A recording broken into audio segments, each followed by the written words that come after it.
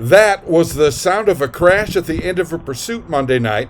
The pursuit suspect crashed and spun up along the dike on 4th Avenue South and fled on foot. A home surveillance camera in the area captured the sound. A Grand Forks police officer had terminated the pursuit back by Belmont Road as the suspect, now identified as Andrew Ebertowski, hit speeds of 70 miles per hour before crashing. Police say it took 8 minutes to capture him after he fled the crash scene on foot. He was wearing one shoe. The other matching shoe was found at the crash scene. Ebertowski has now been charged with felony, reckless endangerment, and misdemeanors of fleeing and duty upon striking an unattended vehicle.